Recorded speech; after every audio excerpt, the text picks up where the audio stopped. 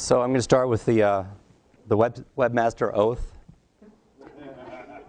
On my honor, I'll do my best to publish my site using a CMS, to write my own content instead of scrape, to keep my code up to date, and to reveal any affiliate links. So I hope that was funny for somebody. I'm going to take this off. It's been twit-picked. Okay, good. It's already online, folks.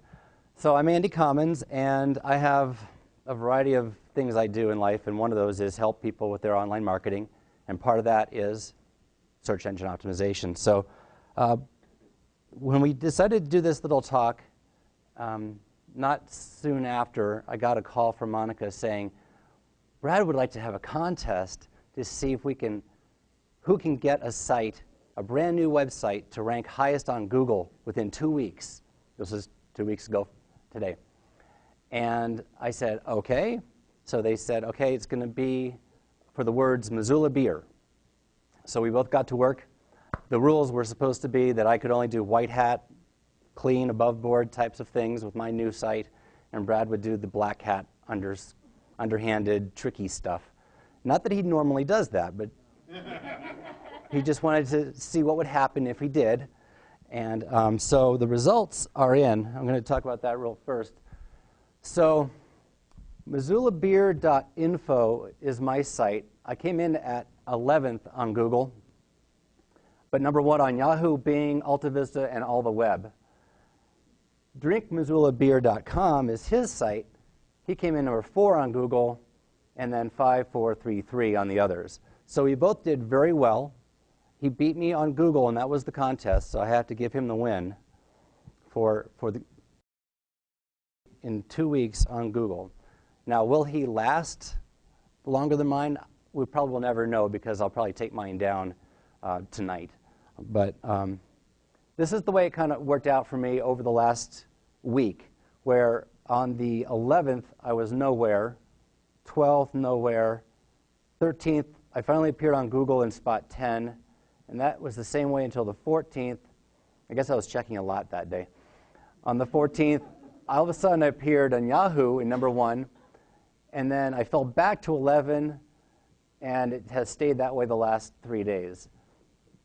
So still not bad for doing pure white hat stuff to get a brand new site, almost the first page of Google in 2 weeks. So how did I do it? Well, first thing I did is I tried to use the words in my domain name. So I used MissoulaBeer.info. It was MissoulaBeer.info. So that's one of the things you can do, is just try to, if you're starting a new website, you could try to use your keywords in the domain. With all these things, there's debate as to how much value they have. I'm not saying this is the golden rule. It's always changing, but today, this is one thing they say can be useful. Another is just do keyword research. Now, this would be if you were doing a site on another topic and you had more than one keyword you were trying to rank for. Our case was kind of easy since we only had to rank for one thing. Although I'm probably ranking for other things like, I don't know, History of Missoula beer. I think I'm ranking really well for Missoula Highlander beer. I might be near the top of the search engines for that. So then, how you name your pages is important for your site. So instead of naming it /product1.html for a page about a product, you probably want to put in wilsontennisracket.html. Use your keywords in your page names. Tagging, so your H1 tags, your title tag, the content on your page, and even the alt tag on your images, if they have your keywords in them, they can be helpful for your search engine ranking. You can go overboard, and if you just put the same keyword in everything, the search engines might figure it out and give you trouble.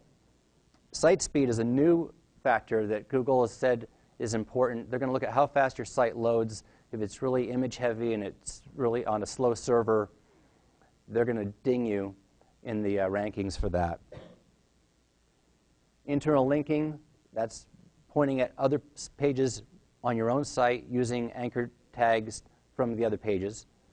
Does that make sense? Linking around within your own site using text. And then speaking of anchor text, this is where you have the words that are underlined and clickable. That's what's called anchor text. So a a page that said, read about our SEO services here, you're going to start ranking for the word here. Instead, you want to do read about our SEO services, and that's the phrase that's going to start ranking. So how do you improve your rankings? Through clustering. By the way, I stole these slides from a guy named Brian Horn. So I can't take credit for most of these images. Yeah, that was, it wasn't how to do presentations. The presentation's separate. So this was an example of trying to make one page rank for everything under the sun versus breaking it out into lots of different pages where each page is targeting just a couple different phrases. You can really optimize your inbound links, your on-site things to try to rank that site. There's something called PageRank sculpting, which is basically the, well, you know what PageRank is probably. It's this ranking that Google gives to pages. And if you have the toolbar, the Google toolbar, you can see what PageRank is. And because pages don't vote for themselves, you can either accumulate that PageRank by getting links from high-ranking sites to link to you. And once you get that, you can guide into your subpages where that ranking goes, what the link juice, we call it. And so you don't want to just link to every page on your site. You can use something called nofollow tags to close off and have more rank flow to the pages that you really care about instead of letting it be distributed evenly. So look into nofollow tags and how you can sculpt that page rank if you want to learn more about that one. You can also make sure that you don't pass off PageRank to certain sites that you don't want to using nofollow links. And that's so inside the link code you can say nofollow, which will tell Google and whoever don't pass PageRank away from this page to someone else.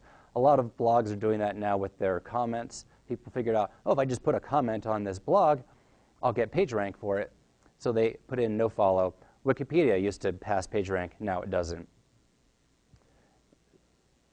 Another, just keep adding content. The search engines are looking for sites that are being updated consistently. They look like there's someone alive and kicking. The lights are home, the lights are on, and someone's home. So this is an example of the #1 result for click here is the Adobe Reader, because everybody who has a PDF on their site puts a little note that says, to download the reader, click here. And so the word, if you Google click here, you'll probably see Adobe Reader as the #1 result. Again, you want to get links from other places. You can get them from authoritative domains. You want to make sure you have lots of different domains. You want to have them link deeply into your site, not just your home page.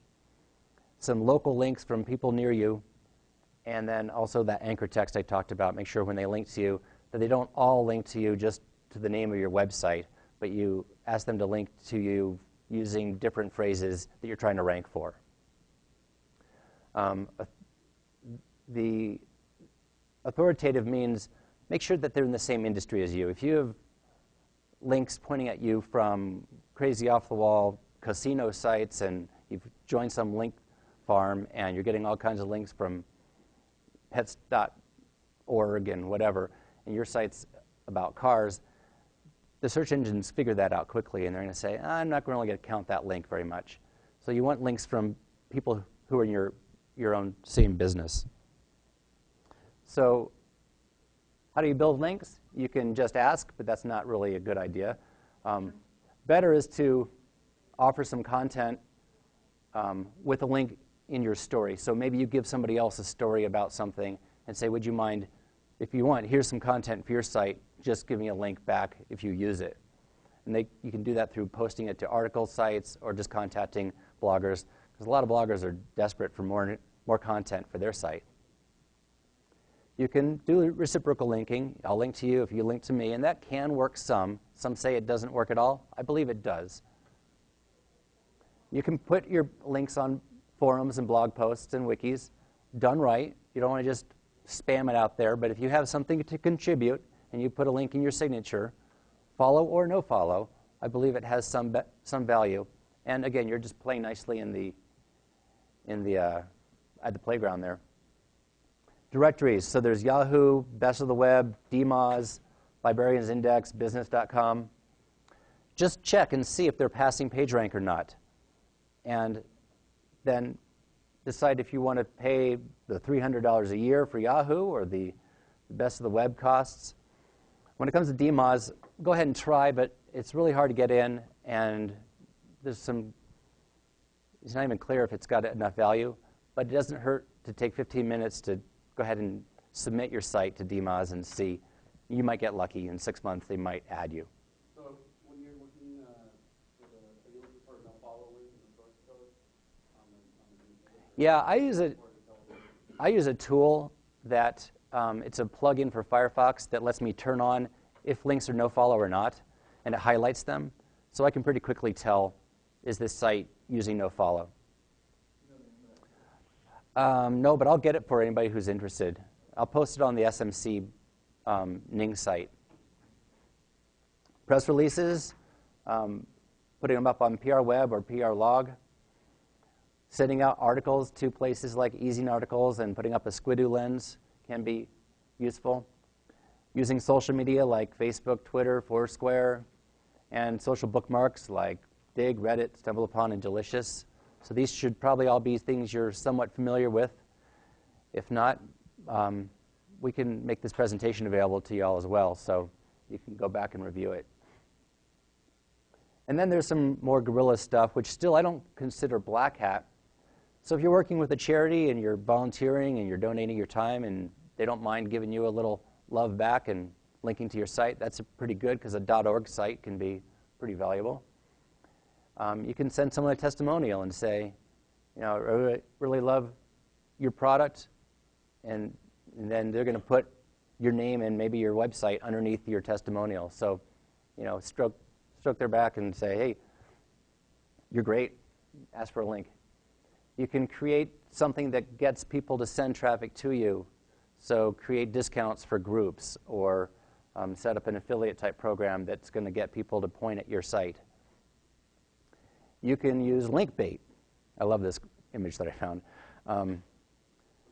This one I do take credit for, only because I don't know, I Googled it. I Googled link bait and it came up with this. This is where you put up something on your website that is a calculator or something that lots of other people in your industry would just love to share, so that because it helps out their audience. So they'll link to your site, to your tool, and now you've got all those links pointing at you. So be careful with paid links. You definitely just don't want to join some place where you're paying for links. However, you can hire others to help you build links, and that's, in a sense, you're outsourcing your link building. And you can buy a domain that's for sale that already has a bunch of links pointing at it, and then redirect it to your site or use it. And that's a way of buying links in a way. I do like WordPress. It's very search engine friendly. Google seems to really like it.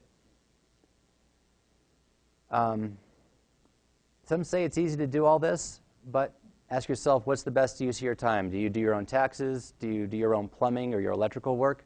If you're a handy person and you like to dig in and do all this stuff, great. But don't be afraid to outsource your SEO as well. There's plenty of people that can do a good job at it.